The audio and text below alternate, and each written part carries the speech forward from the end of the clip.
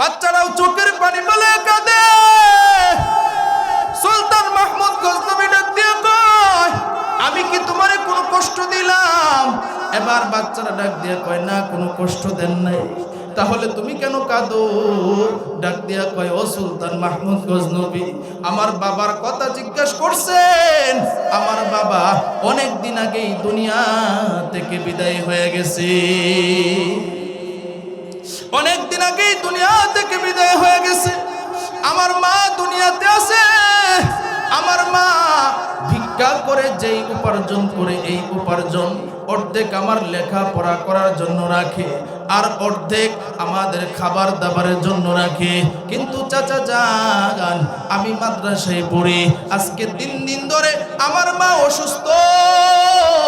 আমি যদি মাদ্রাসার পড়াটা না শিখি, মাদ্রাসায় যারা পড়ে আমি তাদের থেকে পিছিয়ে যাব।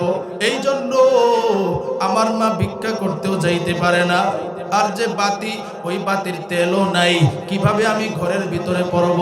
এই জন্য আমি সরকারি বাতির নিচে এসে আমি আমার মাদ্রাসার সবকটা শিখতেছি। সুবহানাল্লাহ কইতেন না? দেখেন কত মনোযোগ, গভীর মনোযোগ দিয়ে কথাটা বুঝবেন। বাচ্চারা ডাক দিয়া কয়, ও সুলতান মাহমুদ, ও চাচা, আমার মা অসুস্থ। আজকে 3 দিন ধরে আমাদের ঘরের ভিতরে খাবারটা পর্যন্ত না, খাবারটা পর্যন্ত নাই।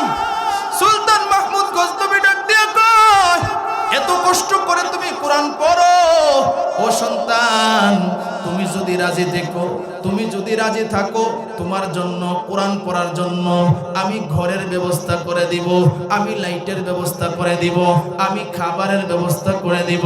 বাচ্চারা কি কয় শুনেন, ডাক দিয়া কয়, চাচা যান, আমার মা নিষেধ করেছেন, কেউ যদি কোনো কিছু দিতে চায় আমার মার অনুমতি ছাড়া আমি যেন কোনো কিছু না নেই। আল্লাহু আকবার। চিন্তা করেন, মা যেটা বলেছে বাচ্চা সেটা মানছে। সুলতান মাহমুদ গজনবী এই কথাটা শুনে আশ্চর্য হয়ে গেল। ডাক দিয়া কই, সন্তান, তাহলে তোমার মার কাছ থেকে একটু অনুমতি নিয়ে আসো। ওই বাচ্চাটা এবার তার মার কাছে চলে গেল। গিয়া দেখে তার মার শরীরের মধ্যে জ্বর, এত পরিমাণ জ্বর চোখটা পর্যন্ত খুলতে পারে না। মারে ডাক দিয়া কই, বাবা, আমাদের ভাগ্য মনে হয় খুলে গেছে, তোমার থেকে একটা অনুমতি নিতে আসলাম। ডাক দিয়া কই, সন্তান, কি অনুমতি? বলে, একজন চাচা আসছে, আমি যখন কোরআন তেলাওয়াত করতেছিলাম, চাচাটা আমার কোরআন তেলাওয়াত শুনে কান্না করতেছিল। ওই চাচা ডাক দিয়া কয়, আমার নাকি কোরআন পড়ানোর জন্য ঘরের ব্যবস্থা করে দিবে, খাবারের ব্যবস্থা করে দিবে, চাউলের ব্যবস্থা করে দিবে, সব কিছুর ব্যবস্থা করে দিবে। ও আম্মা জান, আপনি তো বলেছিলেন আপনার অনুমতি ছাড়া কারো কাছ থেকে যেন কোনো কিছু না নেই। এবার মা ডাক দিয়া কয়, সন্তান যা, আমি অনুমতি দিয়া দিলাম, ওই চাচা যদি দিতে চায় তাহলে তুই বল আমার মা অনুমতি দিয়েছে। সুবহানাল্লাহ। আসসালামু আলাইকুম ওয়া রাহমাতুল্লাহি ওয়া বারাকাতুহু। আলহামদুলিল্লাহ, আলহামদুলিল্লাহ ওয়া কাফা ওয়া সালামুন আলা ইবাদিহিল্লাযীনা ইসতাফা। আম্মা বা'দু ফাআউযু বিল্লাহি মিনাশ শাইতানির রাজীম। বিসমিল্লাহির রহমানির রহিম।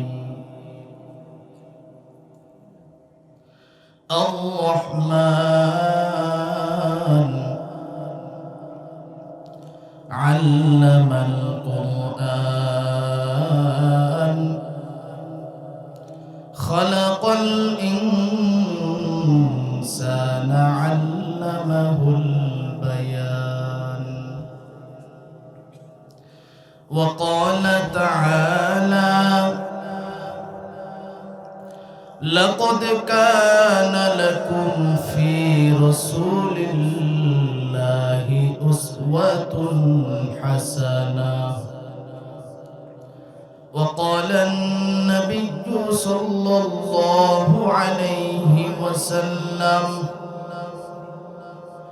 تركت فيكم أمرين لن تضلوا ما تمسكتم بهما كتاب الله وسنة رسوله. وقال النبي صلى الله عليه وسلم خيركم من تعلم القرآن وعلمه أو كما قال النبي عليه الصلاة والسلام. صدق الله مولانا العظيم وصدق رسوله النبي الكريم ونحن على ذلك من الشاهدين والشاكرين والذاكرين والحمد لله رب العالمين. আমরা সকলেই নবীর মহব্বতে দরুদ ইব্রাহিম পড়ি। আল্লাহুম্মা সাল্লি আলা মুহাম্মাদিন ওয়া আলা আলি মুহাম্মাদ কামা সাল্লাইতা আলা ইব্রাহিম ওয়া আলা আলি ইব্রাহিম ইন্নাকা হামিদুম মাজিদ। আল্লাহুম্মা বারিক আলা মুহাম্মাদিন ওয়া আলা আলি মুহাম্মাদ কামা বারাকতা আলা ইব্রাহিম ওয়া আলা আলি ইব্রাহিম ইন্নাকা হামিদুম মাজিদ। محمد आखर कुफ्र को मिटाया, कुफ्र को मिटाकर सदाकत बताया। बलगल उला बिकमालिही कशफ दुजा बिजमालिही हसनत जमीउ खिसालिही सल्लु अलैहि व आलिहि। जिक्र करी ला इलाहा इल्लाल्लाह, ला इलाहा। জোরে আওয়াজ দিয়ে সকলেই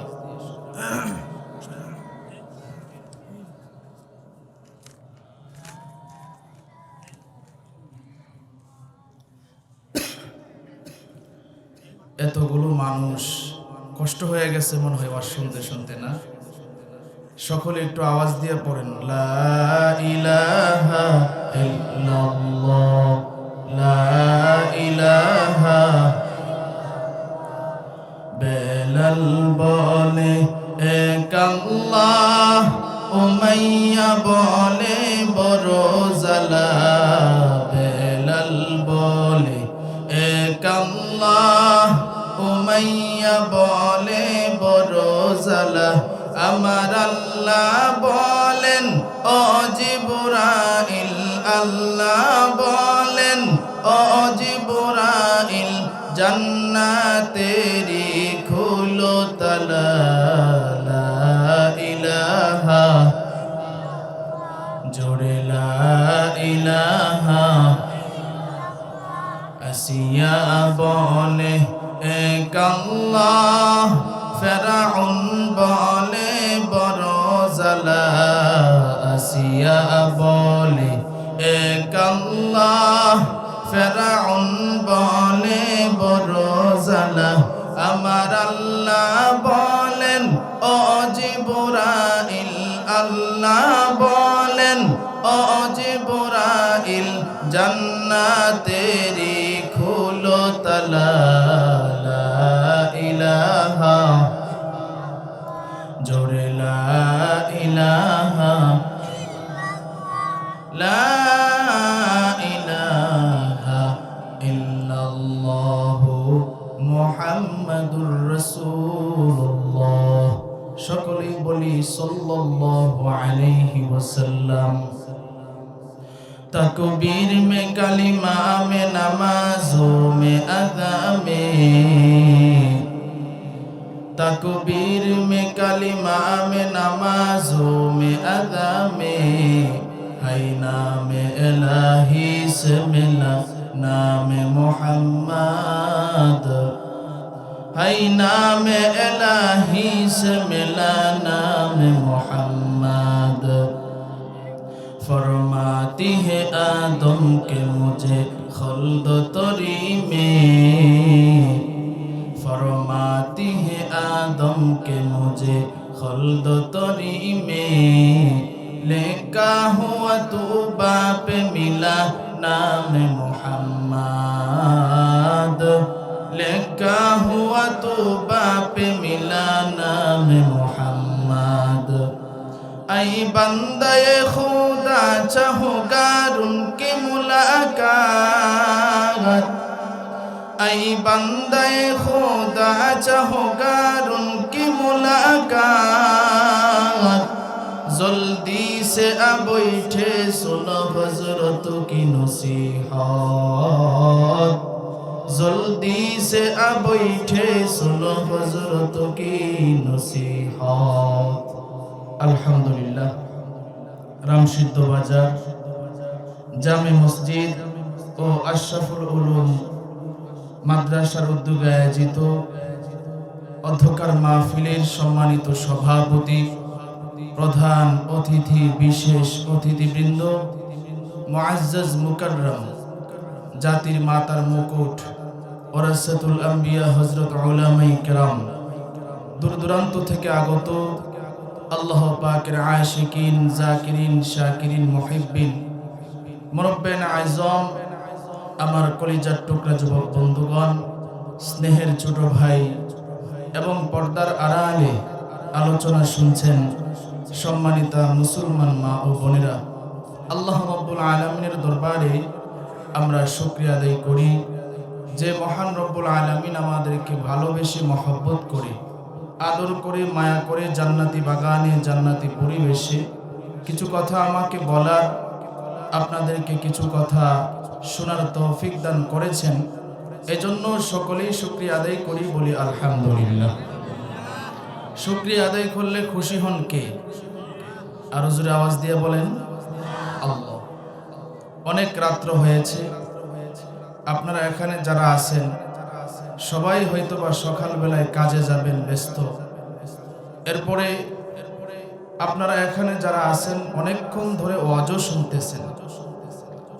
তবে আমি আপনাদেরকে একটু বলবো যে আমরা গুনাহের কাজে তো কত রাত্র নষ্ট করছি, কথা ঠিক না বেঠিক? এখন তো আলহামদুলিল্লাহ শীতকাল আসলে একটু গুনাহের প্রভাবটা কম। আমরা যখন ছোট ছিলাম তখন দেখতাম শীতকাল আসলে যাত্রাপালা হইতো, নাটক হইতো, কথা ঠিক কিনা বলেন? তখন তো অনেকেই সারা রাত্র যাত্রাপালায় কাটায় দিছেন, নাটকের দৃশ্য দেখার জন্য কাটায় দিছেন। কিন্তু এখানে যদি থাকেন গুনাহ হবে না সওয়াব হবে? আরো জোরে আওয়াজ দিয়ে বলেন। তবে আমি মনে করতেছি এখন যারা আছে, আমার আগে যিনি আলোচনা করেছেন আমাদের নেত্রকোনার সুপরিচিত ব্যক্তি মুফতি আব্দুল কাইয়ুম সাহেব দামাত বারকাতুহু, তো হুজুর ওঠার পরে অনেকে উঠছেন, হয়তো বা হাজত থাকতে পারে কিংবা অনেকক্ষণ বসেছিলেন, কষ্ট হয়েছে। তো আমি মনে করি এখন যারা বসে আছেন আশা করি শেষ পর্যন্ত ইনশাআল্লাহ থাকবেন। রাজি আছেন তো ইনশাআল্লাহ? তবে আপনাদের কাছে একটা আবদার থাকবে, যদি কষ্ট না মনে করেন, যারা পিছনে আছেন, সামনে মাঝখান থেকে যারা উঠে গেছে, একটু অগোছালো দেখা যায়, এলোমেলো দেখা যায়। আর এই জায়গাগুলি যদি পূরণ না হয় তাহলে শয়তান এসে এখানে বাসা বাঁধবে। এজন্য একটু সামনে আগায়া বসেন, সুন্দর পরিবেশ দেখানোর জন্য, ওয়াজ শোনার জন্য একটু সকলেই আগায়া বসেন। কষ্ট নিয়েন না, সকলে একটু, মনে হচ্ছে জায়গাটা গরম হয়েছে এখন একটু ঠান্ডা হবে, তা না, একটু আগান, মহব্বত। অনেকেই আগানোর কথা বলছি, চলে যাচ্ছেন। যাই হোক, কষ্ট লাগলে তো যাবেন কিংবা আসবেন। যারা আছেন একটু আগায় বসেন, কষ্ট নিন না, আসেন। মাশাআল্লাহ, মাশাআল্লাহ, মাশাআল্লাহ। আল্লাহ সবাইকে কবুল করুক। ভাইরা আসতেছেন, মুরব্বীরা আসতেছেন, আল্লাহর কাছে আপনাদের জন্য দোয়া করি। আপনারা যে এই কোরবানিটুকু দিতেছেন, আল্লাহ যেন হাসরের ময়দানে জাযা দান করে, সকলে বলেন আমিন। মাশাআল্লাহ। আর একটু আগায়া খালি জায়গাগুলো যেন পূরণ হয়। আল্লাহ। সম্মানিত উপস্থিতি, আমরা এখানে যারা আছি, আমরা এই মাহফিলে আসলাম কাকে খুশি করার জন্য? আরো জোরে আওয়াজ দিয়ে বলেন, আল্লাহকে। আমি গত বছরও এখানে ওয়াজ করছিলাম। আমার ওয়াজ এখানে দেখি তো কে কে শুনছেন গত বছর? কেউ আছেন এখানে? মাশাআল্লাহ, অনেকেই। আমার শ্বশুর বাড়ি তো কান্দি, তো শুনছি আমি অনেকেই আমার ওয়াজ শোনার জন্য অনেক পর্যন্ত বসে রয়েছেন আপনারা। তো ওয়াজ যারা করবে সকলের ওয়াজই ভালো। বাকি অনেকেই আমি শুনতে পেরেছি যে হুজুর আপনার ওয়াজ শোনার জন্য আমাদের কাছে জিজ্ঞাসা করতেছে কখন আপনি আসবেন। আমার ওয়াজের ধরন, আমার ওয়াজের কোয়ালিটি, আমি কিভাবে ওয়াজ করি, যারা গত বছর শুনছেন জানা আছে। কথা ঠিক না বেঠিক? এজন্য ওয়াজ করার জন্য আগে আপনাদের একটু সহযোগিতা দরকার। এজন্য যতক্ষণ ওয়াজ চলে আপনারা ইনশাআল্লাহ উঠা বসা করবেন না। রাজি আছেন তো ইনশাআল্লাহ? অক্টোবর মাস থেকে শুরু হয়েছে, এখন চলতেছে ডিসেম্বর, অক্টোবর, নভেম্বর, ডিসেম্বর। আমিও তো একটা মানুষ, রবট তো না। লাগাতার যদি একটা মানুষ প্রতিদিন 2টা-3টা প্রোগ্রাম করে, শরীর তো এমনি ক্লান্ত। এরপরেও আপনারা আজকে আসছেন, আপনাদের জন্য আজকে একদিন ওয়াজ, কিন্তু আমাদের জন্য ইনশাআল্লাহ প্রতিদিন। এই জন্য আপনারা ধৈর্য ধারণ করে বসবেন। আমি যে আয়াতে কারিমা তেলাওয়াত করেছি, যতটুকু পারি ইনশাআল্লাহ আপনাদেরকে আলোচনা শোনাবো। তো আবারও আপনাদেরকে আমি একটু জিজ্ঞাসা করতে চাই, আপনারা যে এখানে আনছেন, তৌফিক দিয়েছেন কে? আরো জোরে আওয়াজ দিয়ে বলেন, কে? তোআতে তৌফিক, তোআত হামজাতু, ই আমানাত ওয়া ইজাবাত হামজাতু। তোআতে তৌফিক, তোআত হামজাতু, ই আমানাত ওয়া ইজাবাত হামজাতু।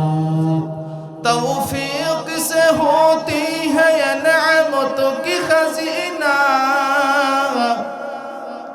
तौफीक से होती है ये नेमतों की खजीना।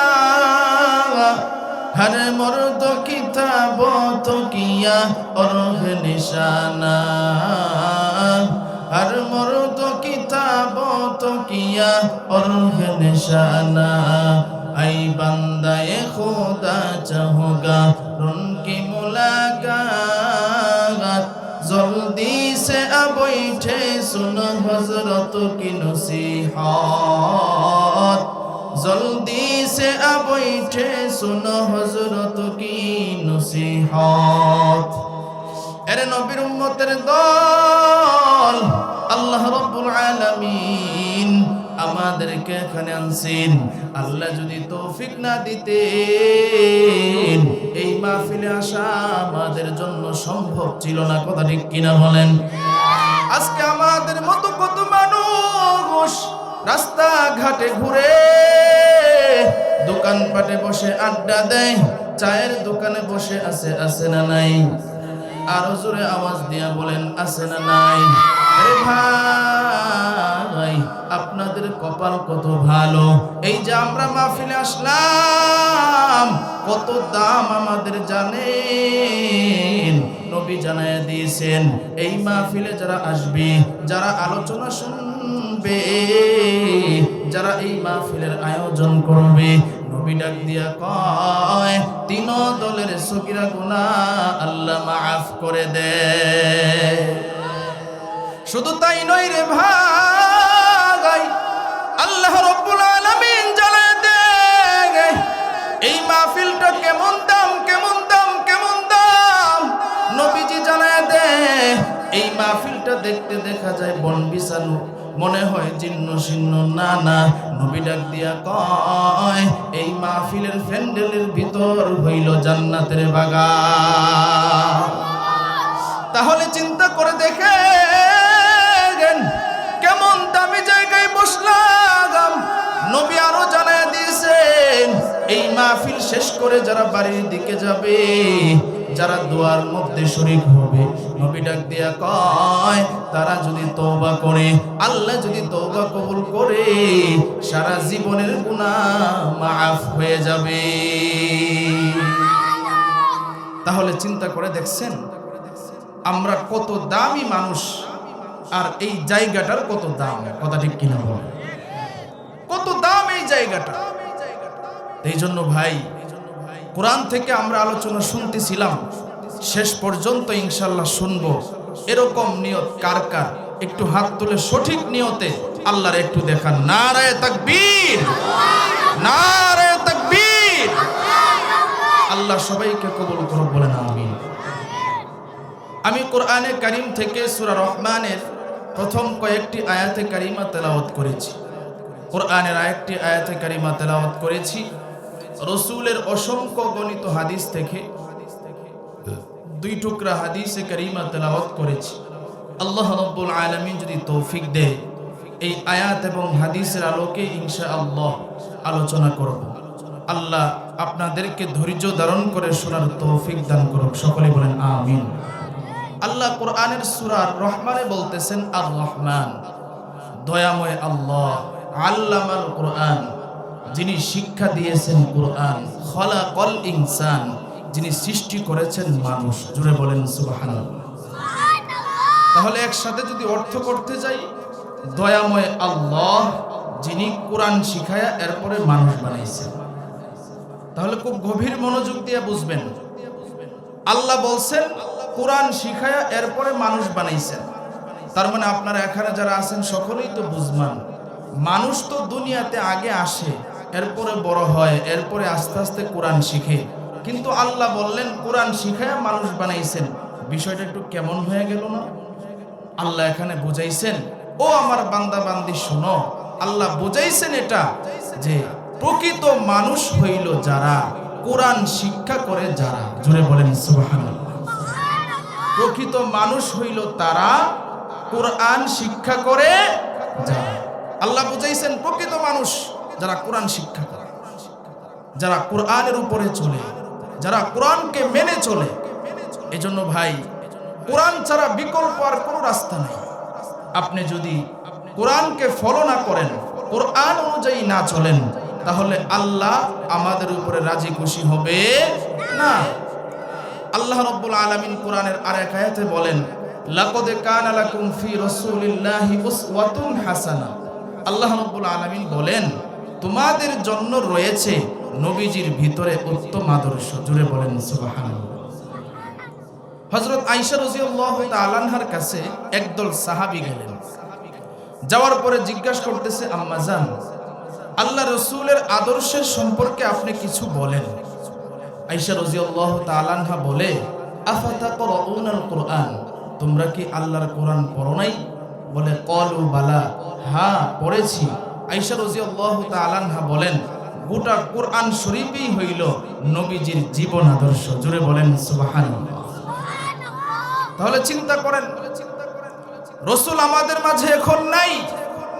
রাসূল আমাদের মাঝ থেকে যাওয়ার আগে দুইটা কথা বলে গেছেন। কয়টা কথা? দুইটা।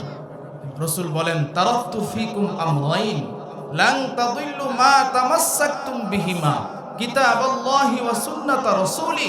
রাসূল বলেন আমি তো তোমাদের মাঝে থাকবো না, তবে দুইটা জিনিস, দুইটা বিষয় মনে রাখবা, দুইটা বিষয়ের উপর আমল করবা।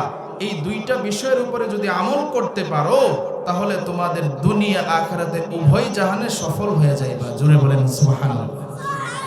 দুইটা বিষয় কি? এক নাম্বার হলো কোরআন, কালামুল্লাহ, রবের কালাম। দুই নাম্বার ওয়া সুন্নাতা রাসূলি, আমি রাসূলের সুন্নাত। তাহলে চিন্তা করেন, রাসূল আমাদেরকে মেসেজ দিয়ে গেছেন, আমরা যদি কোরআন সুন্নাহ অনুযায়ী না চলি তাহলে জান্নাত পাবো না। এজন্য জান্নাত পাইতে হইলে, আল্লাহকে আমাদের উপরে রাজি খুশি করাইতে হইলে কোরআন সুন্নাহর বিকল্প আর কোনো রাস্তা নাই। কোরআন শিখলে আর পড়লে রাসূল কি সার্টিফিকেট দিবেন এটা ইনশাআল্লাহ পরে বলবো। আগে বলি, কবিও এই কথা বলছেন, একজন কবি যে বলছেন সমাধান যদি পেতে চাও কোরআনের দিকে তাকাও। জোরে বলেন সুবহানাল্লাহ। সমাধান চাও যদি জীবনে মরণে, ফিরে যাও খুঁজে নাও চোখ রাখো কোরআনে। সমাধান, ঠিক কি না? সমাধান চাও যদি জীবনে মরণে, ফিরে যাও খুঁজে নাও চোখ রাখো কোরআনে। তবেই পাবে সুখ শান্তির ঠিকানা, তবেই না যদি তুমি মেনে নাও মনে প্রাণে সমাধান। ঠিক কিনা বলো? সমাধান চাও যদি জীবনে মরণে, ফিরে যাও খুঁজে নাও চোখ রাখো কোরআনে। সমাধান এ বাণী সকলের নয় শুধু মুমিনের, যারাই চলবে মেনে ফল পাবে কোরআনের। এ বাণী সকলের নয় শুধু মুমিনের, যারাই চলবে মেনে ফল পাবে কোরআনের। ঘরে বলো কিবা রাষ্ট্রে বলো, ঘরে বলো কিবা রাষ্ট্রে বলো, অশান্তি দূর করে শান্তি আনে সমাধান। ঠিক কিনা? সমাধান চাও যদি জীবনে মরণে, খুঁজে নাও ফিরে যাও চোখ রাখো কোরআনে। সমাধান, সকলে বলেন মারহাবা। আরো জোরে আওয়াজ দিয়ে বলেন মারহাবা। তাহলে সমাধান পেতে হলে কোরআন সুন্নাহর বিকল্প আর কোন রাস্তা নাই।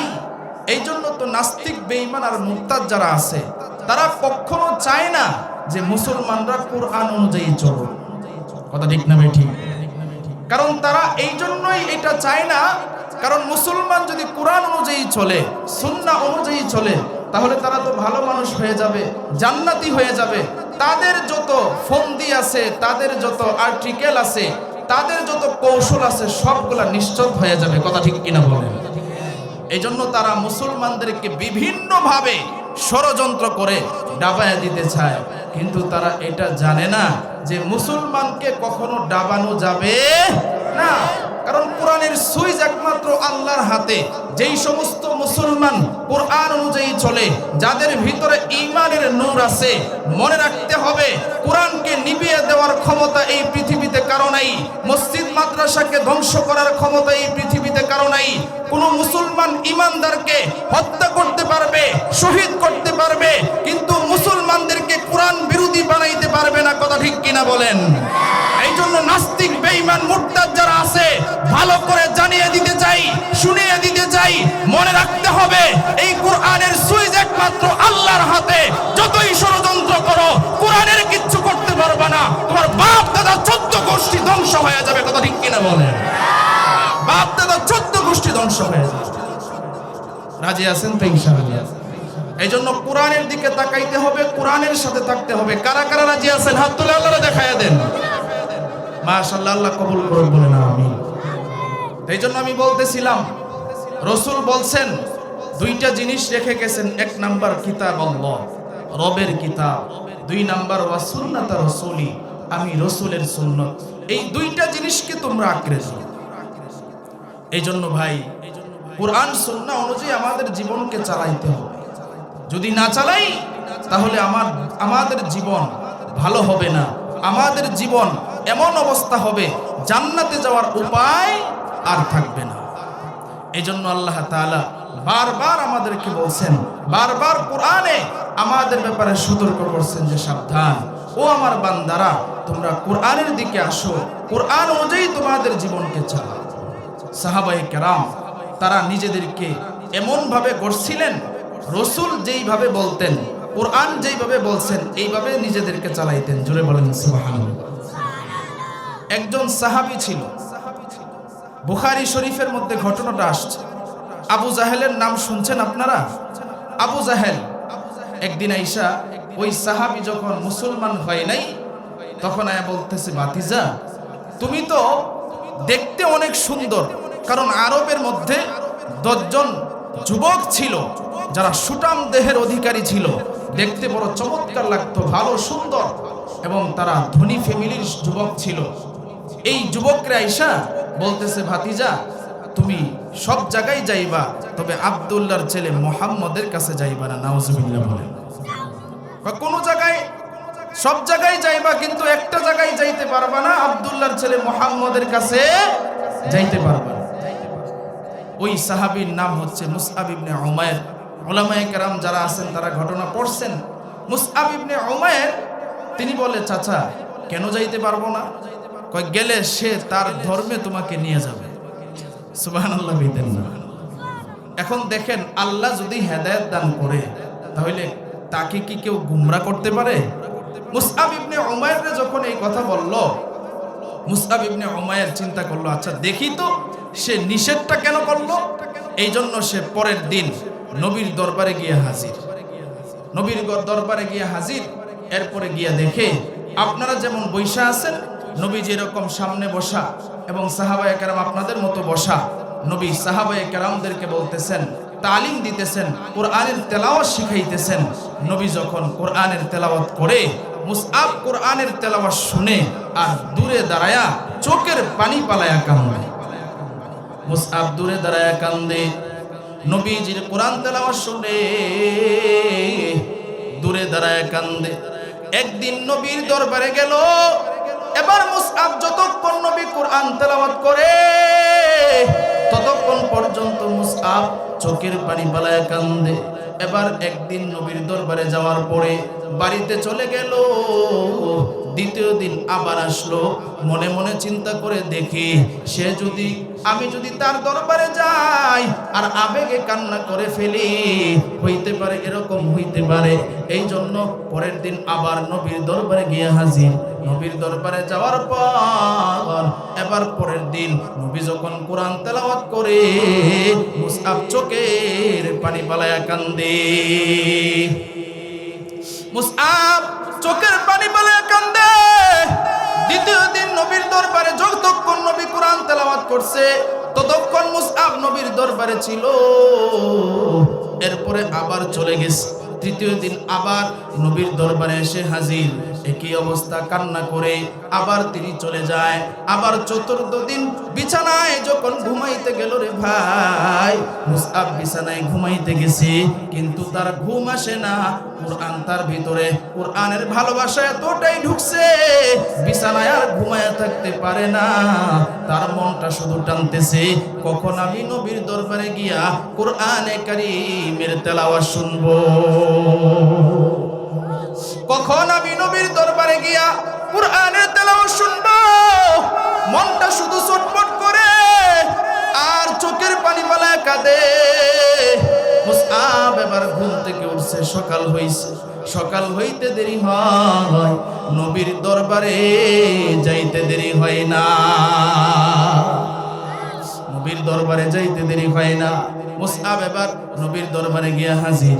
নবী কোরআন তেলাওয়াত করতেছে, মুসআব দূরে দাঁড়ায় কাঁদে।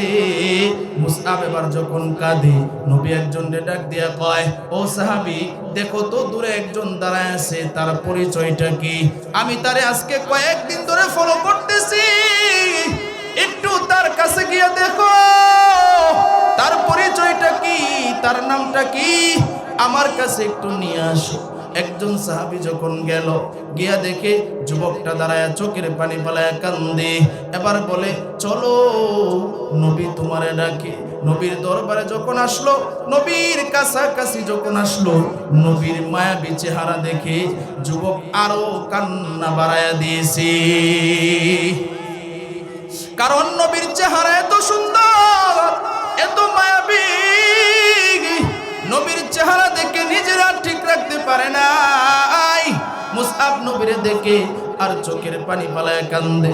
ডাক দিয়া কয়, মুসআব তুমি কেন চোখের পানি পালায় কান্দো? কয়, নবী আপনি যখন কোরআন তেলাওয়াত করেন তখন আমি আর চোখের পানি রাখতে পারি না। কেন যে রাখতে পারি না আমি জানি না। নবী ডাক দিয়া কয়, তোমার বাবার নামটা কি? বলে, আমার বাবার নাম অমুক। নবী কয়, হ্যাঁ তোমার বাবারে তো আমি চিনি, মক্কার মধ্যে একজন বড় ব্যবসায়ী। নবীজির ডান হাত মুবারক মুসআব ইবনে উমাইরের বুকের মধ্যে যখন ধরছে রে ভাই, নবীর হাত রাখতে দেরি হয়েছে, মুসআব ঈমান আনতে দেরি করে না। মুসআব ডাক দিয়ে কয়, পয়গম্বর আপনি যে কোরআন তেলাওয়াত করেন এটা তো কারো বানানো কোরআন না। আমি বুঝতে পেরেছি এটা রবের কালাম। আপনি যে নবী, আপনিও মিথ্যা নবী না। আবু জাহেল আমারে নিষেধ করছিল আপনার দরবারে যেন না আসি, কিন্তু আপনার দরবারে এসে আমি বুঝতে পেরেছি আসলে আপনি সত্য নবী। ওগো পয়গম্বর, আমি আর দেরি করতে চাই না, আমার এক্ষুনি আপনি কালিমা পড়ায়া মুসলমান বানায় দে। মুসআব রে কালিমা পড়ায় মুসলমান বানায় দিল। নবী ডাক দিয়া কয়, মুসআব এখন তো তুমি মুসলমান হয়ে গেলা, তবে দুইটা সবক তোমার জন্য। এক নাম্বার, তুমি যে ঈমান আনছো বাড়িতে গিয়ে তুমি ঈমান আনার কথাটা বলবা না। দুই নাম্বার, আমি নবীর দরবারে প্রতিদিন আসবা, আর তুমি আইসা কোরআনের তালিম নিবা, কোরআন তেলাওয়াত শিখবা, আর মাসলা মাসাইল শিখবা। মুসআব ডাক দিয়া কয়, ওগো পয়গম্বর ঠিক আছে, আমি প্রতিদিন আপনার দরবারে আসব। মুসআব ইবনে উমাইর এবার প্রতিদিন নবীর দরবারে আসে, নবীর থেকে কোরআন শিখে এরপরে বাড়িতে চলে যায়। কোরআন যত বেশি শিখতেছে ঈমানটা তত বেশি মজবুত হইতেছে। জোরে বলেন সুবহানাল্লাহ। ঈমানটা মজবুত হইতেছে। মুসআব ইবনে উমাইর একদিন নবীর দরবার থেকে যখন কোরআন শিখে যায়, নবীর দরবার থেকে যাওয়ার পথে তার ঈমানের জ্বালাতন শুরু হয়ে গেছে। নিজেরে নিজেই ডাক দিয়া কয়, আরে মুসআব তুই যে ঈমান আনছস, মুসলমান হইছস, ইসলাম ধর্ম তো সত্য ধর্ম, যেই নবীর হাতে হাত রেখে কালিমা পড়ছস সেই নবীও তো সত্য, যেই কিতাব শিখতেছস সেই কিতাবও তো সত্য। সুতরাং সত্য কথাটা বাড়িতে বলবে, সমস্যা কি? নিজেরে নিজেই এই কথাগুলো বলে আর নিয়ত করে আজকে বাড়িতে যাইতে দেরি হবে, ঈমান আনার কথাটা বলতে দেরি হবে না। ঈমান আনার কথাটা বলতে দেরি হবে না। বাড়ির সামনে চলে গেল। বাড়ির সামনে যাওয়ার পর এবার মুসআব তার মারে ডাক দিছে, মা গো তাড়াতাড়ি ঘরের বাহিরে আসো। মুসআবের মা ঘরের বাহিরে আসলো। বলে, কিরে সন্তান কি হয়েছে? কেন তুই ডাকোস আমারে, কেন তুই ডাকতেছস? ডাক দিয়া কয়, মা গো আজকে তোমারে এই জন্যই আমি ডাকতেছি। আমি কোথায় যাই তুমি কি সেটা জানো? না রে সন্তান না, তুই কোথায় যাস আমি তো সেটা জানি না। ডাক দিয়া কয়, মা গো আমি প্রতিদিন নবীর দরবারে যাই। জোরে বলেন সুবহানাল্লাহ। আমি প্রতিদিন নবীর দরবারে যাই। কয়, আমার সন্তান নবীর দরবারে গিয়া তুই কি করস? মুহাম্মদ তো আমাদের ধর্মের লোক না। ডাক দিয়া কয়, মা গো নবীর দরবারে যাই, আর গিয়া আমি সেখানে কোরআনে কারীমের তেলাওয়াত শুনি। ডাক দিয়া কয়, সন্তান কোরআন তো আমাদের কিতাব না, এটা তো মুসলমানের কিতাব। এবার মুসআব ডাক দিয়া কয়, মা গো তুমি এখনো বুঝতেছো না? বলে, না রে সন্তান বুঝতেছি না। বলে, আমি নবীর দরবারে কয়েকদিন গিয়েছিলাম, গিয়ে আমার অন্তরটা ঘুরে গিয়েছি। আমি বুঝতে পেরেছি আমরা যেই ধর্মে আছি ধর্ম সত্য ধর্ম না, একমাত্র সত্য ধর্ম হইল ইসলাম। চিৎকার দিয়ে বলেন আল্লাহু আকবার। আর জোরে আওয়াজ দিয়ে বলেন আল্লাহু আকবার। মুসআব ডাক দিয়ে কই মাগো, ইসলাম ধর্ম হইল সত্য ধর্ম। নবীজি আমারে কোরআনের আয়াত শিখাইয়া দিয়েছে, ইন্নাদ-দীনা ইনদাল্লাহিল ইসলাম।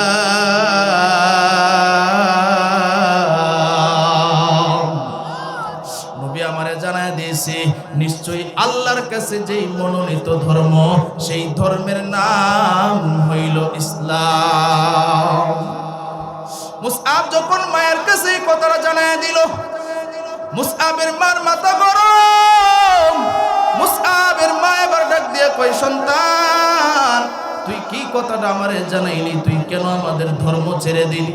এরে সন্তান, তুই কেন আমার ধর্ম ছেড়ে দিলি? তুই তাড়াতাড়ি ঈমান ছেড়ে দে।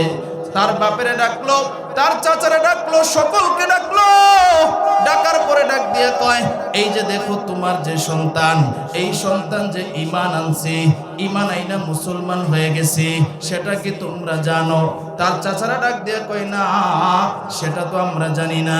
বলে জিজ্ঞাসা করে দেখো। তার বাবা ডাক দিয়ে কয়, সন্তান তুই কেন ঈমান আনলি, মুসলমান হয়ে গেলি? এক্ষুনি ঈমান ছেড়ে দে। মুসআব ডাক দিয়ে কয়, বাবা যে ঈমান আমি আনছি, ঈমানের স্বাদও আমি বুঝছি, ঈমানের এত মজা আমি আগে বুঝি না। ঈমান এত মজা আমি আগে বুঝি নাই। ওগো আব্বাজান, আমারে মারতে পারবা কিন্তু ঈমান ছুটাইতে পারবা না, ঈমান ছুটাইতে পারবা না। বাবা ডাক দিয়ে কয়, এরে মুসআব, আমি তোরে বুঝায় বলতেছি, এখনো সময় আছে, দেখ আমার কথাটা তুই মান। মুসআব ডাক দিয়া কয়, না না, তোমার কথা, এই কথা আমি মানতে পারবো না। ডাক দিয়া কয়, যদি না মানুষ তাহলে কিন্তু তোরে বন্দি করে ফেলবো। ঘর থেকে একটা শিকল নিয়ে আসলো, একটা তালা নিয়ে আসলো। ঘর থেকে শিকল আইনা মুসআব রে ডাক দিয়া কয়, দেখ এখনো সময় আছে, না হয় কিন্তু তোরে বন্দি করে ফেলবো। মুসআব ডাক দিয়া কয়, আব্বা জান, বন্দি করতে পারবা কিন্তু ঈমান ছুটাইতে পারবা না। আল্লাহু আকবার। দেখেন তাদের ঈমান কেমন মজবুত ছিল। আজকে আমাদের ঈমান এত দুর্বল যে আমাদের ঈমান এমন দুর্বল হয়ে গেছে, আজকে আমরা সঠিকভাবে নামাজই পড়ি না। কথা ঠিক কিনা বলে?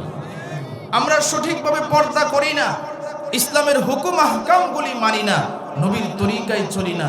ঈমান এতটাই দুর্বল হয়েছে। কথা ঠিক কিনা বলেন? ঈমান দুর্বল হয়ে গেছে, কারণ আমরা তো জানারই চেষ্টা করি না। যে না জানে সে মানবে কিভাবে? কথা ঠিক কিনা বলেন?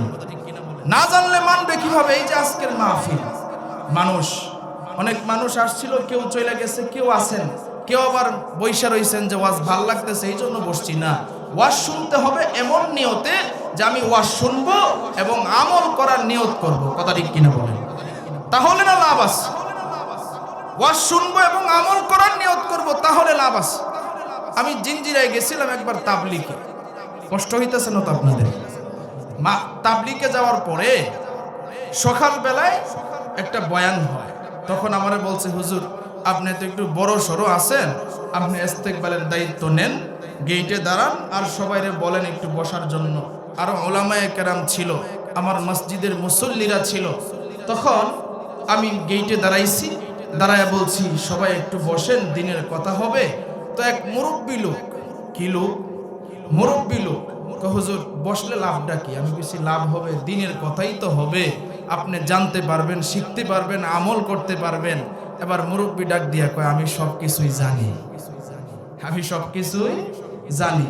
তো মুরব্বীদের মধ্যে আবার রাগ কইরেন না, এমন তেরামি কিছু লোক আছে না নাই? দেখবেন তাদেরকে কোনোভাবে বোঝানো যায় না, হ্যাঁ যেটা কই এইটাই। কথা ঠিক কিনা বলেন? এখন আমি কইলাম, চাচা আপনি একটু বসেন, কিছু জানতে পারবেন। কয় না আমি সব জানি। তাই মনে মনে চিন্তা করলাম, আচ্ছা যেহেতু সব জানে তাইলে একটা প্রশ্ন করে দিই। এবার আমি কইলাম, চাচা বলেন তো গোসলের ফরজ কয়টা? গোসলের ফরজ কয়টা? এখন ডাক দিয়া কয়, গোসলের ফরজ হলো 3টা। গোসলের ফরজ কয়টা? আমরাও তো জানি গোসলের ফরজ 3টা। আমি কইলাম যাক, জানে দেখা যায়। তা আমি কইলাম, গোসলের ফরজ যে 3টা, কি কি বলেন তো? এখন মুরব্বী কয় তৈলিয়া সাবান ফানি, তৈলিয়া সাবান ফানি। আমি কইলাম সর্বনাশটা করছে।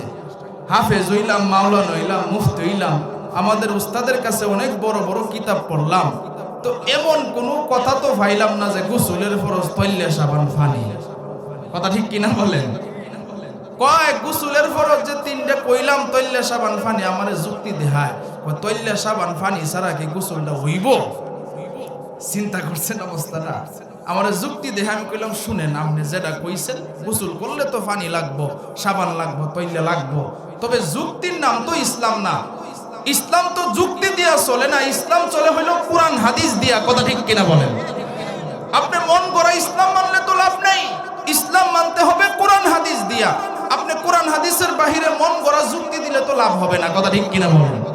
যেমন আমাদের একজন বড় আলেম ছিল, যার নাম ছিল ফখরে বাঙ্গাল তাজুল ইসলাম শাহ।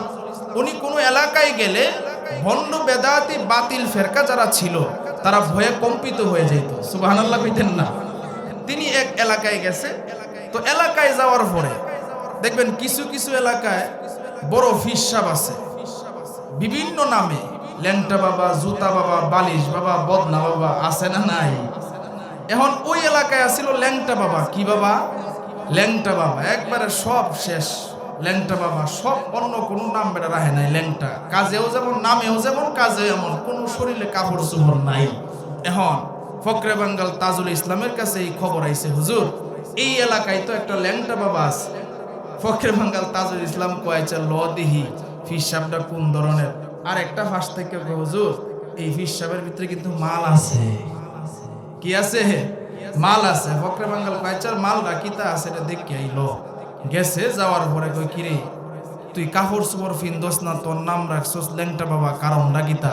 কই মার ফের তো আইসি ল্যাংডা, যায় আমো ল্যাংডা, তাইলে কাপড় ভরা দরকার ডাকিতা, কাপড় ভরা দরকার ডাকিতা। এই কথা যখন কয় ফখরে বাঙ্গাল তাজুল ইসলাম সব কয় তোর যুক্তি ঠিক আছে, তাইলে আমিও একটা যুক্তি দিই, আমারটা মানবে নি? কহ মানবো। কয় দুইটা ইট আন। দুইটা কি আন? ইট আন। ইট আনছে, কয় ইটটার মধ্যে তুই হুদবে, আর তোর যে দাঁতটি আছে এটি বাইরিয়া বাংলাম, কারণ মার ফেটতে যখন বাইর হইছিলে তখন তো তার মুখ, তোর মুহের মধ্যে দাঁত আসিন না। কথা ঠিক কিনা বলেন? এই কথা যখন কইছে তখন কয় হুজুর মাফ করে দেন, পাও দুইটা কাঁপতাছে। এই সমস্ত ভণ্ড পীর বেদাতি যারা আছে এইগুলারে এইভাবেই সাইজ করতে হবে। কথা ঠিক কিনা বলেন? যারা ইসলামের নামে যুক্তি দেয়, কোরআন হাদিস মানে না, এই সমস্ত ভণ্ড পীর গুলারে জুতা দিয়া বাহির করে এলাকা ছাড়া করতে হবে। কথা ঠিক কিনা বলেন? কারা কারা রাজি আছেন হাত তুলে আল্লাহরে দেখায় দেন। রাজি আছেন তো ইনশাআল্লাহ? আলেম ওলামা আমার উপরে মনে রাগ করছে, কোনো সাপোর্ট দেয় না, তাকবীর টাকবীর দিলে না একটু ভালো হইতো। কথা ঠিক কিনা বলেন? আল্লাহ মাফ করুক, আল্লাহ কবুল করুক সকলকে, বলেন আমিন। কারণ আমি তো বড় সড়ো বক্তা না, যারা বড় সড়ো বক্তা আছে হ্যাঁ ঘরে সাপোর্ট দেওয়ার দরকার। নারায়ে তাকবীর দিলে গুণ হইব না সব হইব? আল্লাহ কবুল করুক, বলেন আমিন। পরবর্তীতে ফখরে বাঙ্গাল তাজুল ইসলাম যখন এই কথা কইছে তখন মাফ চাইছে। মাফ চায়া হুজুর জীবনের লাগে ভালো হয়ে গেলাম। তাহলে আমি বুঝাইতে চাইছিলাম যুক্তির নাম ইসলাম না, ইসলাম হইল কোরআন হাদিসের নাম। কোরআন হাদিস দিয়ে ইসলাম বুঝতে হবে, ইসলাম মানতে হবে। তো মুসআব ইবনে উমাইরের ঈমানটা কত মজবুত দেখেন। সে বলতেছে আমারে বন্দি করতে পারবা, মারতে পারবা, কিন্তু ঈমান ছুড়াইতে পারবা না। সে এই কথা যখন বলছে তার বাবাই কয় তাইলে ঠিক আছে, তারে সিগল লাগাও, ঘরের ভিতরে তালা লাগাও, লাগায়া এরপরে ঘরের ভিতরে ঢুকায়া একদম দরজা তালা মেরে দিছে। দরজা তালা মারার পরে এরপরে মাই ডাক দিয়া কই খাদেমা যে আসো, মুসআবরে খাবারও দিতে পারো। তাহলে চিন্তা করেন তার ঈমানটা কত মজবুত। সে ঈমান এত মজবুত, তার সব কিছু করছে, এরপরও সে একটু কান্নাও করে না, কষ্টও নেয় না, আবার খাবারও বন্ধ করে দিছে। সাথে সাথে সে রবের ক্ষুদ্রতি পেয়ে সেজদা দিয়ে দিছে। সুবহানাল্লাহ কইতেন না? সেজদাই পড়ে আল্লাহরে কি ডাক দিয়া কয় শুনেন। আল্লাহরে ডাক দিয়া কয় আল্লাহ আমার হাতের মধ্যে শিকল, আমার পায়ের মধ্যে শিকল, আমার দরওয়াজার মধ্যেও তালা। ওগো আল্লাহ এরপরেও আমার অন্তরে দুঃখ নাই, এরপরেও আমার অন্তরে কষ্ট নাই। ওগো আল্লাহ এরপরেও আমার অন্তরে দুঃখ নাই, কিন্তু একটাই দুঃখ, আমি নবীর দরবারে যাইতে পারবো না, কোরআনের তেলাওয়াত আর শুনতে পারবো না। ওগো আল্লাহ, তুমি আমার একটু কোরআন তেলাওয়াত শোনার ব্যবস্থা করিয়ে দাও। ওগো আল্লাহ, এটাই আমার তোমার কাছে চাওয়া। আমার হাতের মধ্যে শিকল, কষ্ট নাই, পায়ের মধ্যে শিকল, কষ্ট নাই, কিন্তু কষ্ট একটাই, আমি নবীর দরবারে গিয়া কোরআনের তেলাওয়াত শুনতে পারি না। আল্লাহু আকবার বলেন। কোরআন তেলাওয়াত শুনতে পারি না। দেখেন কেমন কোরআন প্রেমিক মুসআব ইবনে উমাইর। এইভাবে যখন রবের নিকট কাঁদে, বান্দা যখন রবরে ডাকে, বান্দার ডাক আল্লাহ শুনে কি শুনে না? আরো জোরে আওয়াজ দিয়ে বলেন, শুনে কি শুনে না? আল্লাহরে যখন ডাকে, আল্লাহ ডাক দিয়া কয়, ও ফেরেশতা তাকায়া দেখ, আমার বান্দারা কত কোরআন প্রেমিক, আমার বান্দারা কত নবী প্রেমিক। আমার বান্দার হাতের মধ্যে শিকল, পায়ের মধ্যে শিকল, দরওয়াজার মধ্যে তালা, এরপরও বান্দা কখনো এই কথা আমারে বলে নাই তালার জন্য কষ্ট হইতেছে, শিকলের জন্য কষ্ট হইতেছে। আমার কাছে কয়, আমার বান্দা কোরআন তেলাওয়াত শুনতে পারতেছে না, এই জন্য তার কষ্ট হইতেছে। চিন্তা করছেন অবস্থাটা? ফেরেশতারা আল্লাহ ডাক দিয়ে কয়, ও ফেরেশতা, যা তাড়াতাড়ি যা, আমার বান্দা সেজদায় পড়ে আমারে ডাকে, আমার বান্দারে একটু সহযোগিতা করো। জোরে বলেন সুবহানাল্লাহ। সাহায্য করার মালিক কে? আল্লাহ সাহায্য করার মালিক আল্লাহ আলামিন। মুসআব ইবনে উমাইরের মার মনটা নরম করে দিছে। মার মনটা যখন নরম করে দিছে, এবার মুসআবের মার সন্তানের কথা মনে হয়ে গেছে। সন্তানের কথা যখন মনে হয়ে গেছে, মা ডাক দিয়ে কয়, অনেক দিন ধরে আমার সন্তানরে আমি দেখি না, অনেক দিন ধরে আমার সন্তানটারে আমি বন্দি করে রাখছি। এবার ঘরের সামনে চলে গেল, যেখানে মুসআব ইবনে উমাইরকে তালাবদ্ধ করে রাখা হয়েছে। ওই ঘরের কাছে গিয়া দেখে একটা জানালা খোলা, ওই জানালা দিয়া তাকাইছে, তাকায় দেখে মুসআব ইবনে উমাইর সেজদায় পড়ে কাঁদে, সেজদায় পড়ে কাঁদে আর কান্না করে আল্লাহরে কি কয়, আল্লাহরে ডাক দিয়ে কয়, আল্লাহ, আমার হাতের মধ্যে শিকল, পায়ের মধ্যে শিকল, এরপরও কোনো দুঃখ নাই, দুঃখ একটাই, সেটা হলো আমি নবীর দরবারে যাইতে পারি না, কোরআনে কারীমের তেলাওয়াত শুনতে পারি না। মুসআবের মা সন্তানের কান্না দেখে, মুসআবের মাও চোখের পানি ফেলায় কাঁদে, আর সন্তানরে তাকায় তাকায় দেখে।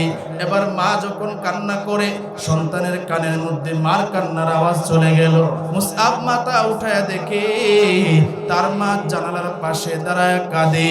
এবার যখন মাকে দেখতে পেল, মুসআব ডাক দিয়ে কয়, মা গো, অনেক দিন ধরে আমারে বন্দি করে রাখছো, একদিনে তো আসলা না, তোমার মতো পাশান মা আর এই জগতে নাই, ও মা এখান থেকে তুমি চলে যাও।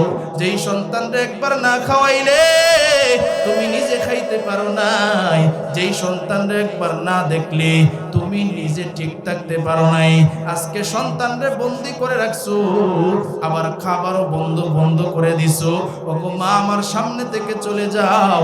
মুসআবের মারে যখন এই কথা বললো, মুসআব এবার এই কথা বলার পরে মা ডাক দিয়া কয়, সন্তান, আর লজ্জা দিবি না, আজকে তুই যা কবি আমি তোর সব কথা মানব। জোরে বলেন সুবহানাল্লাহ। ব্যবস্থা করার মালিক কে? আরো জোরে আওয়াজ দিয়ে বলেন কে? কোটি টাকার মালিক দেখো, অভাব হয় না দূর, গরিবে ঘুমায় আরাম করে মনটা বাহাদুর। ফেরাউনের লাশটা দেখো মিশর জাদু ঘরে, খাই না মাটির পোকা মাছি সবাই ঘৃণা করে। হৃদয়ে থাকিবে যার নম্রতা সদা, রহমত আসিবে তা প্রভুর ওয়াদা। বড়র বড়াই থাকবে ডাকলে দিলে রহমত আসবে না। নিজেকে নিজে ছোট মনে করিও সদা। উঁচু জমিন থেকে পানি নিচ জমিনে যায়, তেমনি খুদার রহমত আসে নমরুদের হৃদয়। ভোগবিলাসের বাড়ি গাড়ি পরে রবে সব, থাকতে সময় স্মরণ করো আল্লাহ আমার রব। থাকতে সময় স্মরণ করো আল্লাহ আমার রব। আমাদের রব কে? আরো জোরে চিৎকার দিয়ে বলেন আমাদের রব কে? ইন্নাল্লাযীনা ক্বালু রাব্বুনাল্লাহ সুম্মা ইসতাকামু ফালা খাউফুন আলাইহিম ওয়ালা হুম ইয়াহজানুন। আল্লাহু আকবার। এই কালামে জিন্দা কুরআনে হাকীম, হিকমতে উলা ইয়াজালাসতু কদিম, জামিউল ইলম ফিল কুরআনে হাকীম, তাকাসার আদন ওয়া ফাহামুর রিজালিন, বাখা কুরআন কালামুল্লাহ বশুনো কদিমাস্তি নুইনো। আল্লাহু আকবার বলেন, আরো জোরে আওয়াজ দিয়ে বলেন আল্লাহু আকবার। মুসআব ইবনে উমাইর ডাক দিয়া কই, মাগো তুমি এখান থেকে চলে যাও। এবার মুসআবের মারে যখন এই কথা বললো, এবার মুসআবের মা ডাক দিয়ে কয়, সন্তান তুমি আমারে যা বলবা আজকে আমি তোমার তাই কথা মানবো। এবার মুসআব কয়, মা গো তুমি আমার একটু দরজাটা খুলিয়া দাও, আমার তালাটা খুলিয়া দাও। নবীর দরবারে যাওয়ার জন্য মনটা বড় পাগল হয়ে আছে। মুসআবের মারে যখন এই কথা বললো, মুসআবের মা এবার দরজা খুলে দিল, তালা খুলে দিল। মুসআব আর দেরি করে নাই, এক দৌড় দিয়া নবীর দরবারে গিয়া হাজির। আল্লাহু আকবার। নবীর দরবারে গিয়া হাজির। গিয়া দেখে নবী সাহাবায়ে কেরামদেরকে নিয়ে তালিম দিতেছেন। তালিম যখন দিতেছেন তখন মুসআব ইবনে উমাইর বাহিরে দাঁড়ায় কাঁদে। নবীর কানে যখন কান্নার আওয়াজ গেল, তখন নবী কয়, দেখো তো বাহিরে কে দাঁড়ায় আছে। একজন সাহাবীরে পাঠাইলো। পাঠানোর পরে দেখে মুসআব ইবনে উমাইর। মুসআব ইবনে উমাইরকে দেখার পরে কয়, ভাই কোথায় ছিলেন এতদিন? আগে নবীর কাছে যাই, নবীরে দেখার জন্য আমার মনটা বড় পাগল। জোরে বলেন সুবহানাল্লাহ। নবীর কাছে নিয়ে যাওয়া হলো। নবী কয়, মুসআব কোথায় ছিল এতদিন? কয়, নবী আমারে মাফ করে দেন, আপনি বলছিলেন আমি যেন ঈমান আনার কথাটা বাড়িতে না বলি, কিন্তু আমি বইলা ফেলছি। নবী কয়, মুসআব তোমার ঈমানটা যে মজবুত হয়ে গেছে, আর ঈমানের জ্বালাতন যে তুমি সহ্য করতে পারো নাই, এই জন্যই তো বলছো টেনশন নাই, তোমার আর বাড়িতে যাওয়ার প্রয়োজন নাই, এক্ষুনি তুমি মদিনায় হিজরত করো। জোরে বলেন সুবহানাল্লাহ। এক্ষুনি হিজরত করো। মুসআব ডাক দিয়া কয়, নবী আমি যদি মদিনায় চলে যাই তাহলে আপনারা দেখা ছাড়া থাকবো কিভাবে? সুবহানাল্লাহ কইতেন না। দেখেন নবীর প্রতি কতটুকু ভালোবাসা। আমগো যারা এখানে আছি, আমরা কি নবীকে দেখতে চাই না? কারা কারা দেখতে চাই একটু হাত তুলে দেখাই তো। মাশাআল্লাহ, নারায়ে তাকবীর। আর জোরে আওয়াজ দিয়ে বলেন নারায়ে তাকবীর। তাহলে নবীকে দেখতে হলে একটা আমল বইলা যাই। আমার বয়ান ইনশাআল্লাহ শেষ করে ফেলবো। আমলটা হচ্ছে একটা ঘটনা দিয়ে এরপরে আমলটা বলবো। একজন বাদশা ছিল, যার নাম হলো সুলতান মাহমুদ গজনবী। তিনি আর অভ্যাস ছিল রাত্রিবেলায় ঘুরে ঘুরে তিনি তার রাজ্যের খবর নিতেন, অবস্থা দেখতেন। একদিন একজন খাদেম নিয়ে রাত্রিবেলায় বাহির হইছে। কষ্ট হইতেছে আপনাদের? আল্লাহ কবুল করুক, সকলে বলেন আমিন। রাত্রিবেলায় যখন বাহির হইছে, বাহির হওয়ার পরে এবার দেখে কোথা থেকে যেন একটা আওয়াজ আসতেছে। আওয়াজটা এত ভালো লাগতেছে। এবার কানের মধ্যে যখন আওয়াজ আসতেছে, খাদেম রে ডাক দিয়ে কয়, খাদেম এই যে দেখো কোথা থেকে সুন্দর একটা আওয়াজ আসতেছে, খুব ভালো লাগতেছে, দেখি তো আওয়াজটা কোথা থেকে আসতেছে। সুবহানাল্লাহ কইতেন না? আওয়াজটা হইল কোরআন তেলাওয়াতের আওয়াজ। জোরে বলেন সুবহানাল্লাহ। কোরআন তেলাওয়াতের আওয়াজ। এবার সুলতান মাহমুদ গজনবী খাদেমরে নিয়ে সামনে আগায় দেখে যে একটা সরকারি বাতির নিচে ছোট্ট একটা বাচ্চা, যার বয়স মাত্র 8 বছর, সে সরকারি বাতির নিচে বৈশা কুরআনে কারীমের তেলাওয়াত করতেছে। সুবহানাল্লাহ কইতেন না? কুরআনে কারীমের তেলাওয়াত করে এত গভীর মনোযোগ, ডানে বামে বাচ্চারা তাকায় না। সুলতান মাহমুদ গজনবী এবার অনেকক্ষণ দাঁড়ায় রইছে। খাদেমরা কয় চুপ, একটা কথাও বলা যাবে না। বাচ্চারা দেখ কত মনোযোগ দিয়ে পড়তেছে। হঠাৎ করে সুলতান মাহমুদ কোরআন তেলাওয়াত শুনতে শুনতে চোখের দিয়া পানি পড়তেছে। সুলতান মাহমুদ গজনবীর কান্নার আওয়াজ যখন বেড়ে গেল, ওই বাচ্চাটা হঠাৎ করে কানের মধ্যে আওয়াজ পায়া এবার তাকায় দেখে দুইটা লোক দাঁড়ায় আছে। বাচ্চারা ডাক দিয়া কয়, ও চাচা যান, আপনারা এখানে দাঁড়ায় কেন কান্দেন? সুলতান মাহমুদ ডাক দিয়া কয়, ও ছেলে, তোমার বাবার নাম কি? তোমার পরিচয় কি? কেনই বা এখানে সরকারি বাতির নিচে বৈশা কুরআনে কারীমের তেলাওয়াত করতেছো? এবার বাচ্চাটারে এই কথা জিগাইতে দেরি হয়, বাচ্চাও চোখের পানি পালায়া কান্না করতে দেরি হয় না। বাচ্চারাও চোখের পানি পালায়া কাঁদে। সুলতান মাহমুদ গজনবী ডাক দিয়ে কয়, আমি কি তোমারে কোনো কষ্ট দিলাম? এবার বাচ্চারা ডাক দিয়ে কয়, না, কোনো কষ্ট দেন নাই। তাহলে তুমি কেন কাঁদো? ডাক দিয়া কয়, ও সুলতান মাহমুদ গজনবী, আমার বাবার কথা জিজ্ঞাসা করছেন। আমার বাবা অনেক দিন আগেই দুনিয়া থেকে বিদায় হয়ে গেছে। অনেক দিন আগেই দুনিয়া থেকে বিদায় হয়ে গেছে। আমার মা দুনিয়াতে আছে।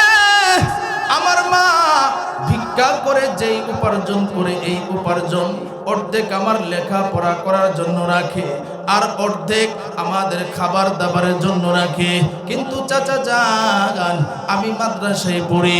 আজকে 3 দিন ধরে আমার মা অসুস্থ। আমি যদি মাদ্রাসার পড়াটা না শিখি, মাদ্রাসায় যারা পড়ে আমি তাদের থেকে পিছায়া যাব। এই জন্য আমার মা ভিক্ষা করতেও যাইতে পারে না।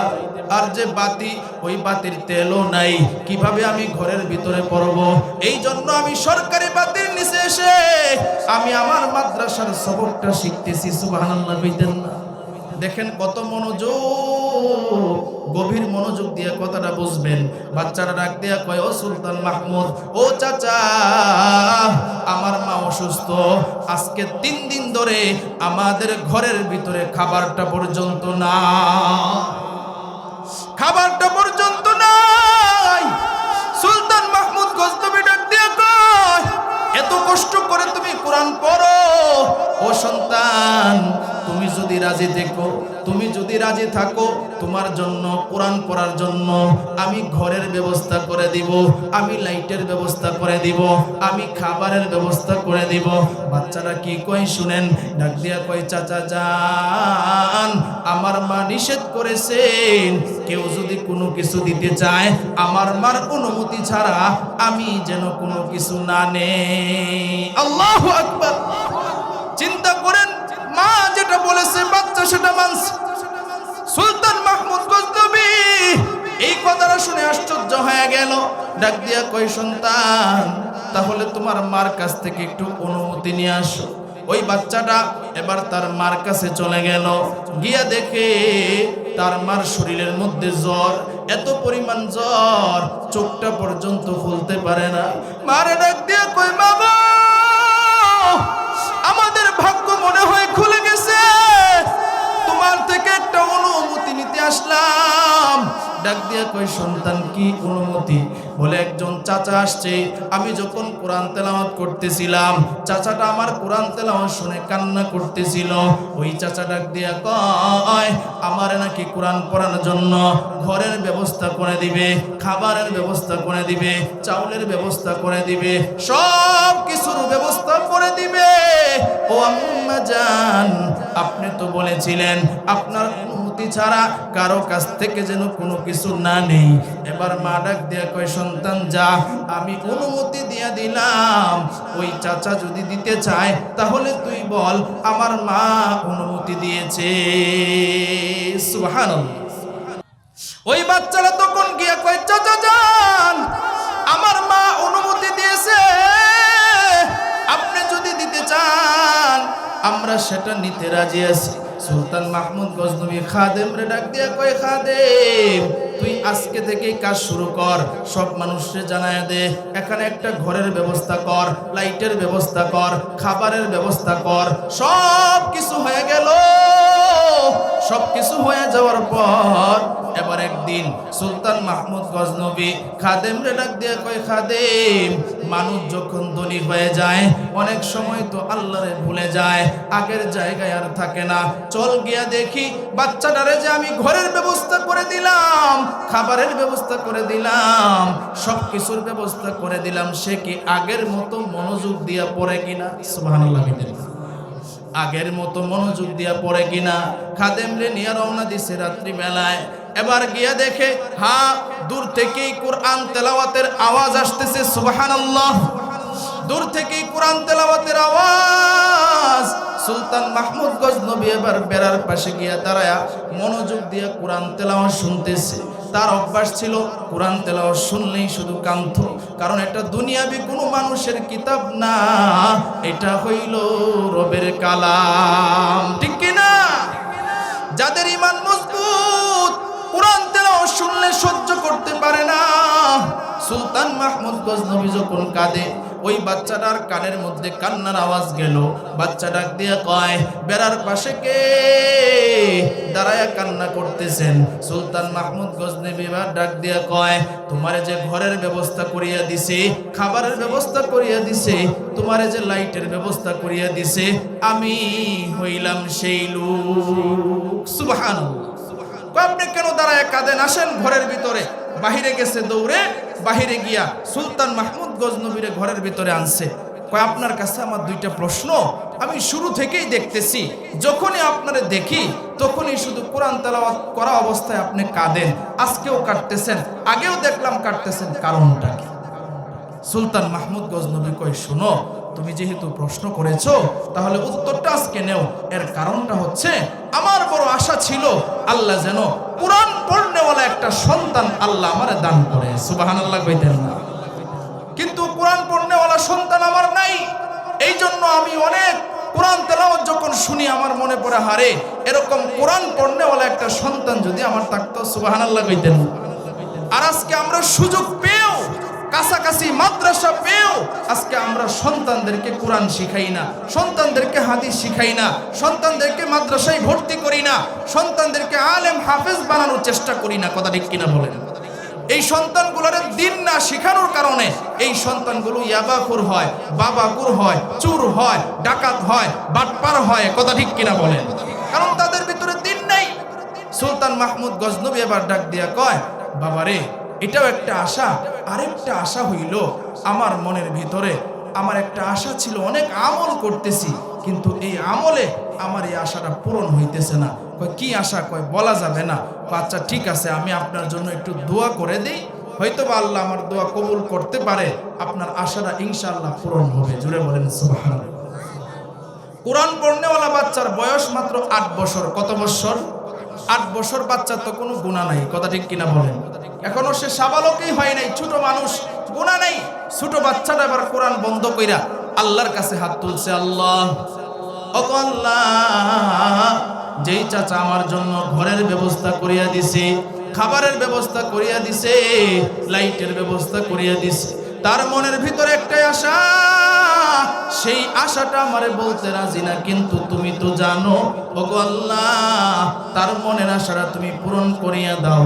বাচ্চা যখন দোয়া করছে, আল্লাহ তাআলা সেই দোয়া কবুল করেছে। সুলতান মাহমুদ গজনবী বাড়িতে চলে গেছে।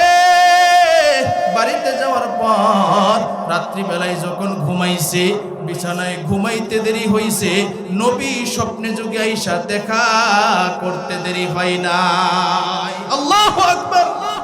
নবী আইসা স্বপ্নে যোগে দেখা করছে। ডাক দিয়া কয়, হে সুলতান মাহমুদ গজনবী, তুই তো অনেক আমল করছিস, কিন্তু আমি তোর স্বপ্নে যুগে আসি নাই। আজকে যখন কোরআন পড়নেওয়ালা সন্তান আল্লাহর কাছে বলল, আমি নবী আর নাইসা পারি নাই, আমি নবী তোর স্বপ্নে তোর সাথে দেখা করতে চলে আসছি। আল্লাহু আকবার। তাহলে চিন্তা করে দেখেন, কোরআন পড়নেওয়ালা সন্তানরে যদি আপনি সহযোগিতা করেন, মাদ্রাসার যদি সহযোগিতা করেন, মসজিদের যদি সহযোগিতা করেন, তাহলে রাজি খুশি হয় কে? আরো জোরে আওয়াজ দিয়ে বলেন কে? আল্লাহ রাজি খুশি হয়ে যায়। এই জন্য ভাই, এই যে আপনাদের মাদ্রাসা, এই মাদ্রাসাটা তো অনেক কিছুর প্রয়োজন, কথা ঠিক কিনা বলেন? অনেক কিছুর প্রয়োজন। একটা মাদ্রাসা চালাইতে গেলে যারা চালায় তারা বুঝে। আমরা খালি বক্তারা বড় বড় কথা কই, কিন্তু চালাইলে যে কি কষ্ট এটা যারা চালায় হেরা কথা বলে, কথা বলেন ঠিক কিনা? তারা বুঝতে পারে। এই জন্য আপনাদের মাদ্রাসা আপনাদেরই সহযোগিতা করতে হবে, আপনাদেরই মাদ্রাসা দেখতে হবে। আপনাদের সন্তান দিয়া হোক, টাকা দিয়া হোক, পয়সা দিয়া হোক, এই মাদ্রাসা মসজিদটা ধইরা রাখতে হবে। কারণ মাদ্রাসায় শিক্ষক আছে, ছাত্ররা তাকে খাবার দাবারের ব্যবস্থা করতে হয়। এই জন্য আমি আপনাদেরকে একটু বলতে চাই, অনেক মানুষ তো চলে গেছে, আপনারা যারা আছেন আমি একটু আবদার আপনাদের কাছে করব, এই কোরআন পড়নেওয়ালা সন্তানদের জন্য, মাদ্রাসার জন্য এমন কি কেউ আছেন? দেখেন সুলতান মাহমুদ গজনবী সে রসুলকে দেখতে পারছে, কোরআন পড়নেওয়ালা সন্তানকে সহযোগিতা করার কারণে আমরাও যদি খাঁটি দিলে আল্লাহর ঘরের জন্য, নবীর ঘরের জন্য ইনশাআল্লাহ সাহায্য সহযোগিতা করি খাঁটি নিয়তে, আল্লাহ রাসূল আমাদের সাথে কি ইনশাআল্লাহ দেখা দিবে না? আরো জোরে বলেন, দেখা দিবে কি দিবে না? এই জন্য ভাই আপনাদের কাছে আবদার রাখবো, সর্বপ্রথম এমন কে আছেন যে হুজুর এই মাদ্রাসার জন্য আমি 5,000 টাকা একমাত্র আল্লাহর জন্য, আল্লাহকে রাজি খুশি করার জন্য দান করব, এমন কে একজন আছেন? আমি ইনশাআল্লাহ আপনার জন্য দোয়া করব। আল্লাহ তাআলা যেন জান্নাতের 1 নাম্বার সার্টিফিকেট পেয়েছেন হযরত আবু বকর, আল্লাহ যেন আবু বকরের সাথে জান্নাতে নিয়ে যায়।